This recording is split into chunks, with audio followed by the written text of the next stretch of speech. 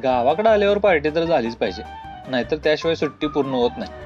आणि पार्टी म्हटल्यावर खर्च आलाच, आणि खर्च म्हटल्यावर हिशोब, आणि तोच हिशोब काय लागत नव्हता. कारण बाजार आणायला गेल्यावर कार्यकर्त्यांनी सामूहिक बजेट मधून असा काजू शेक पिलेला. याचं वरचं कुठं आहे? किती गेले काय काय लागेल मला? टाकलं ते मरता जीएसटी लावा नाही म्हणे त्या मी आणलेलो रे. कसा तरी हिशोब लावला आणि भांड्यांची जमवाजमव करायला पुन्हा कस लागला. आणि आता पार्टी करायची म्हटल्यावर आचार्य तर लागणारच की. म्हणून मग ह्या 2 मेन आचार्यांना आमंत्रण दिले. डोंगरातनं वाट काढत आम्ही फार्म हाऊस वर पोहोचलो. आणि सगळ्यात आधी पाणी आणायची जबाबदारी पडली तीही आमच्या गवळणीवर. शेतात आल्यावर ह्या अशा थंडगार पाण्याच्या विहिरीतल्या पाण्याची चव काय निराळीच.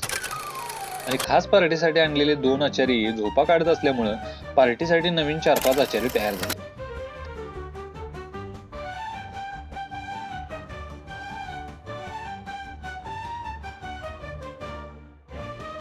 त्यामुळे नेमका आचारी कोण हे कळालंच नाही. आणि पार्टीला आल्यावर कार्यकर्ते काही ना काहीतरी विसरून येतातच. आता इकडेच बघा की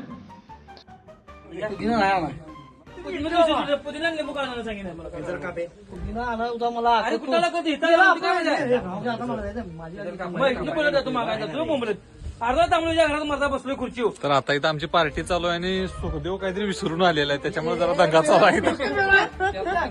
कचकच कांदा कापताना मात्र मला गौतमी ताईंची आठवण आली.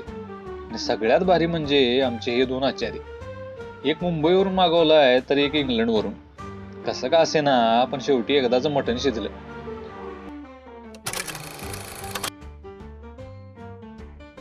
आणि शेतातल्या घरात बसून आम्ही त्याचा फडशा पाडला. मी यापूर्वीही म्हटलं होतं की मित्रांसोबत घालवलेले क्षण कायम तुमच्या लक्षात राहत असतात. आणि हेच खरं जीवन. त्यामुळे रोजच्या धकाधकीच्या जीवनातून मित्रांसाठी थोडा वेळ काढा. बाकी काय निवांतच.